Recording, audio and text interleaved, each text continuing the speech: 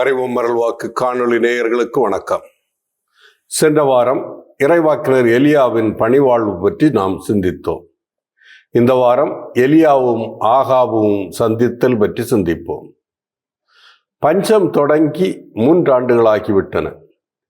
பஞ்சத்தின் கைகள் எல்லா இடங்களிலும் பரவிவிட்டன. மக்களும் கால்நடைகளும் பஞ்சத்தினால் பெரும் அவதிக்கு உள்ளாக்கப்பட்டுள்ளனர். இப்போது கடவுள் பஞ்சத்தை முடிவுக்கு கொண்டு வர விரும்புகின்றார். மழை பொழியச் செய்து மக்களை வளமுடன் வாழச் செய்ய விரும்புகின்றார். எனவே இறைவாக்கினர் எலியாவை அழைத்து அரசன் ஆகாபுவை சந்திக்க பணிக்கின்றார். 3 ஆண்டுகளாக மழை பெய்யாததால் அரசரும் அவரை சார்ந்தவர்களும் மிகவும் பாதிக்கப்பட்டிருக்கிறார்கள். 3 ஆண்டுகளாக மழை பெய்யாததால் அரசரும் அவரை சார்ந்தவர்களும் மிகவும் பாதிக்கப்பட்டிருக்கிறார்கள். அவர்களுக்கு தண்ணீர் இல்லை. கால்நடைகளுக்கு தேவையான தண்ணீரும் புற்களும் கிடைக்கவில்லை. எனவே அரசன் ஆகாபு அரண்மனை கண்காணிப்பாளரான ஒபாதியாவிடம் பேசுகின்றார். தனது கால்நடைகளை காப்பதற்கு என்ன செய்வது என அவருடன் உரையாடுகின்றார். இறுதியில் ஒபாதியாவிடம் நாடெங்கும் சென்று எல்லா நீரூற்றுகளையும் நீரோடைகளையும் பார்ப்போம். ஒருவேளை குதிரைகளுக்கும் கழுதைகளுக்கும் உயிர் வாழ தேவையான புல் கிடைக்கலாம். நம்முடைய கால்நடைகளை நாம் இழக்க வேண்டியிராது என கூறுகின்றார். இங்கே ஒபாதியாவை பற்றி நாம் சிறிது அறிந்து கொள்வதும் அவசியம்.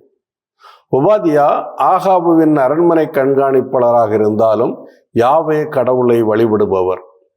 பாகால் தெய்வத்துக்கு தலைவணங்காதவர். ஆகாபுவின் மனைவியான ஈசபேல் ஆண்டவரின் இறைவாக்கினர்களை அழிக்க முயன்ற போது அவர்களுள் 100 பேரை குகைக்கு 50 மறைத்து வைத்திருந்து அவர்களுக்கு அப்பமும் தண்ணீரும் அவர் கொடுத்து வந்தார் என பார்க்கிறோம். ஒபாதியாவை பற்றிய குறிப்பு ஆகாபுவின் மனைவி ஈசபேலின் செயல்களையும் நமக்கு வெளிப்படுத்துகிறது. ஈசபேல் யாவே கடவுளின் பக்தர்களை அழிக்க முற்படுகிறாள். அவருடைய இறைவாக்கினர்களை கொல்கிறாள். பாகால் தெய்வத்தை இஸ்ரேல் நாட்டின் தெய்வமாக மக்கள் வழிபடச் செய்ய முயற்சிக்கிறாள். சுருக்கமாக கூறினால் யாவே சமயத்துக்கு எதிராக அவள் ஒரு போரை நடத்துகிறார். இந்த சூழலில்தான் இறைவாக்கினர் எலியா யாவே கடவுளால் அனுப்பப்படுகிறார். இறைவாக்கினர் எலியாவின் நோக்கமெல்லாம் யாவே ஆண்டவர் ஒருவரே கடவுள் என்பதை நிரூபிப்பதுதான். ஈசபேல் பாகால் வழிபாட்டை வளர்க்கிறாள். பாகாலை வழிபடுபவர்களுக்கு ஆதரவாக செயல்படுகிறாள். எனவே பாகால் ஒரு தெய்வம் அல்ல என நிரூபிப்பதுதான் எலியா செய்ய விரும்பும் காரியம். இப்பகுதியில் ஈசபேல் கடுமையாக பேசப்படுகிறாள் என்பது பெண்ணியம் பேசும் அறிஞர்களின் கருத்தாக இருக்கிறது. அதற்கு காரணம் அவள் யாவே கடவுளின் இறைவாக்கினர்களுக்கு எதிராக செயல்படுகிறாள் என்பது மட்டுமே காரணம் அல்ல, மாறாக அவள் ஒரு பெண் என்பதும் காரணமாக இருக்கலாம் என்பது இவர்களின் வாதம். ஆணாதிக்க சமுதாயத்தில் அவள் துணிச்சலாக செயல்படுகிறாள். முடிவுகளை அவளே எடுக்கிறாள். அன்றைய சூழலில் பெண்கள் அவ்வாறு செயல்படுவதற்கு அனுமதிக்கப்படவில்லை. அன்றைய சமூகம் ஒரு பெண்ணுக்கு தராத சுதந்திரத்தையும் அதிகாரத்தையும் அவள் கொண்டிருக்கிறாள். அதுவே அவளை கடினமாக விமர்சிப்பதற்கு காரணமாக இருக்கலாம் என அவர்கள் நினைக்கிறார்கள். இது சரியா தவறா என்று சிந்திக்க நான் விரும்பவில்லை. ஒபாதியா அரண்மனை கண்காணிப்பாளராக பணி செய்வதால் அரசன் ஆகாபுவின் வார்த்தைகளுக்கு கீழ்ப்படுகின்றார். நாட்டில் உள்ள நீரூற்றுகளையும் நீரோடைகளையும் தேடிச் செல்கின்றார். ஆகாபுவும் ஒபாதியாவும் வேறு வேறு பாதைகளில் செல்கின்றனர். தண்ணீரும் புல்லும் கிடைத்தால் கால்நடைகள் தப்பி பிழைக்கும். இல்லையேல் அவற்றை இறைச்சிக்காக கொல்வதை தவிர வேறு வழியில்லை. ஆகாபுவும் ஒபாதியாவும் தண்ணீரையும் புல்லையும் தேடி செல்லும் நேரத்தில் ஆகாபுவை தேடி இறைவாக்கினர் எலியா வருகின்றார்.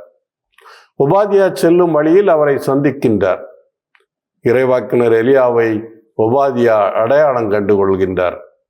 அவருக்கு மரியாதை செய்யும் விதத்தில் தாழ்ந்து வணங்குகின்றார். எலியா ஒபாதியாவிடம், நீ உன் தலைவனிடம் சென்று எலியா வந்துள்ளார் என கூறுவதற்கு பணிக்கின்றார்.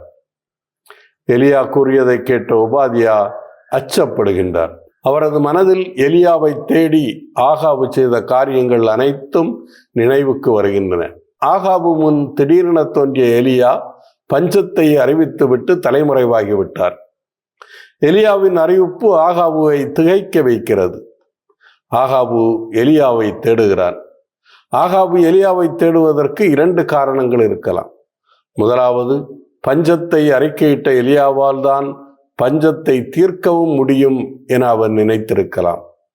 எனவே எலியாவை மிரட்டி பஞ்சத்தை நிறுத்துவதற்கு அவன் முயற்சிக்கலாம். இரண்டாவது, இஸ்ரேல் நாட்டின் மீது பஞ்சத்தை கொண்டு வந்த எலியா தண்டிக்கப்பட வேண்டும் என அவன் நினைத்திருக்கலாம். ஆகாபுவின் எண்ணம் எதுவாக இருந்தாலும் அதை நிறைவேற்றுவதற்கு எலியா வேண்டும். எனவே எலியாவை தேடுகிறான். ஒபாதியா எலியாவிடம் கூறுகின்ற வார்த்தைகளை ஆய்வு செய்தால் ஆகாபு எலியாவை பிடிப்பதற்காக மிகுந்த முயற்சிகள் செய்தான் என்பது தெரிய வருகிறது. ஒபாதியா எலியாவிடம், என் தலைவன் உம்மை தேடி பிடிக்கும்படி ஆள் அனுப்பாத இனமோ அரசோ இல்லை. ஒரு இனமோ அரசோ உம்மை காணவில்லை என்று சொன்னால் உம்மை காணவில்லை என்று அவை ஆணையிடச் செய்தான் என்கின்றார். எலியாவை தேடிக்கொண்டிருக்கும் தன் தலைவனுக்கு எலியாவின் வருகையை குறிப்பிடுவதற்கு ஒபாதியா மகிழ்ந்திருக்க வேண்டும். ஆனால் அவர் அச்சப்படுகிறார். அதற்கு காரணம், எலியா எப்படி செயல்படுவார் என்பதை அவரால் கற்பனை செய்ய முடியவில்லை. ஒபாதியா அந்த இடத்தை விட்டு சென்றவுடன் எலியா அங்கிருந்து போய்விடலாம், அல்லது ஆண்டவரின் ஆவி எலியாவை அங்கிருந்து இடம் மாற்றி விடலாம். ஆகாபுவை அழைத்து வரும் நேரத்தில் எலியா அங்கே இல்லை என்றால் ஆகாபு ஒபாதியாவை கொன்றுவிடலாம் என அவர் அஞ்சுகிறார். எனவே ஆகாபிடம் சென்று எலியாவின் வரவை அறிவிக்க அவர் விரும்பவில்லை. ஆகாபுவிடம் செல்வதை தவிர்ப்பதற்கு அவர் யாவே கடவுளின் பக்தன் என்பதையும் யாவே கடவுளின் இறைவாக்கினர்களில் 100 பேரை அவர் எவ்வாறு பாதுகாத்தார், ஈசபேலின் கைகளில் அவர்கள் சிக்காமல் இருப்பதற்காக செயல்பட்டார் என்பதையெல்லாம் எலியாவிடம் கூறுகிறார். இதனால் எலியா அவர் மீது இரக்கம் கொள்ளலாம் என நினைக்கிறார். ஒபாதியாவின் அச்சத்தை அறிந்து கொண்ட எலியா அவருக்கு ஆறுதலாக பேசுகிறார். அவர் அங்கிருந்து மறைந்து செல்ல மாட்டார் என உறுதி கூறுகிறார். நான் பணிவுடை புரியும் படைகளின் ஆண்டவர் மேலானை, இன்று நான் போய் அவன் முன் நிற்பேன் என்கிறார். ஒபாதியா அச்சப்பட தேவையில்லை. எலியா அவரது வார்த்தைகளுக்கு உண்மையுள்ளவராக அங்கே நிற்பார். அவர் வார்த்தை தவறமாட்டார் என்பதை உணர்ந்தவராக ஒபாதியா அங்கிருந்து புறப்பட்டு செல்கிறார். எலியாவின் வரவை ஆகாபிடம் சொல்வதற்காக புறப்படுகிறார். ஆகாபுவை சென்று பார்க்கிறார். அவரிடம் எலியாவின் வரவை அறிவிக்கிறார். எலியாவை பார்க்க வேண்டும் என அவரை தேடி வந்த ஆகாபு எலியாவிடம் வருகிறார். இருவரும் சந்திக்கின்றனர். முதலில் ஆகாபு எலியாவுடன் பேசுகிறார். இஸ்ரேலில் கலகம் ஊட்டுகிறவன் நீதானே என கேட்கிறார். கலகம் என்ற சொல் குழப்பத்தை குறிக்கிறது. ஆகாபு எதை குறிப்பிடுகிறார் என்பது தெரியவில்லை.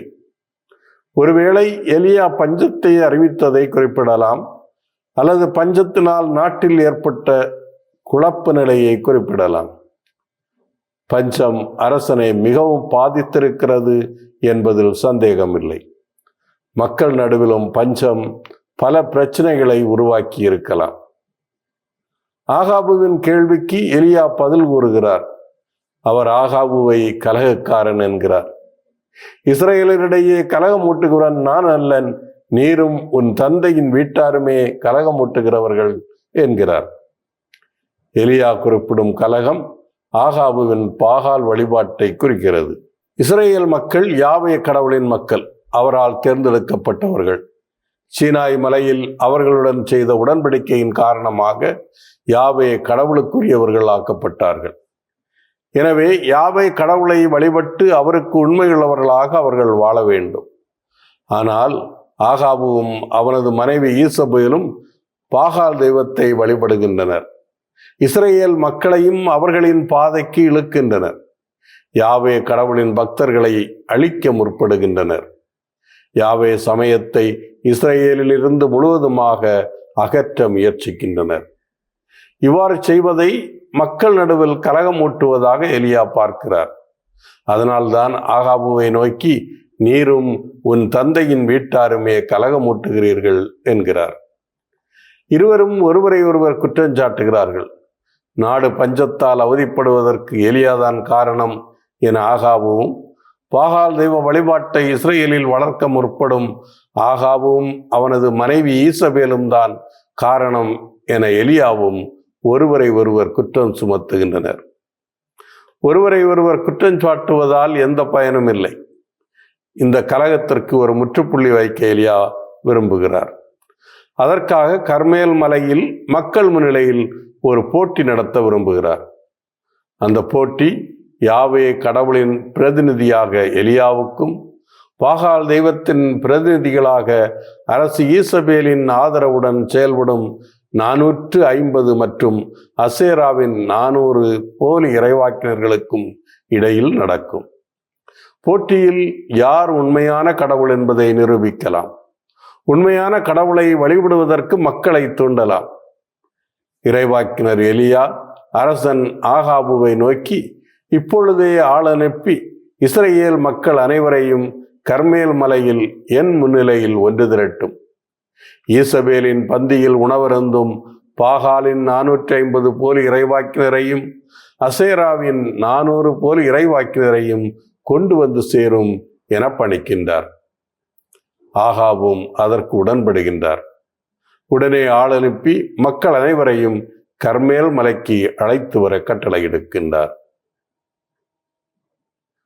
மீண்டும் அடுத்த வாரம் சந்திப்போம்.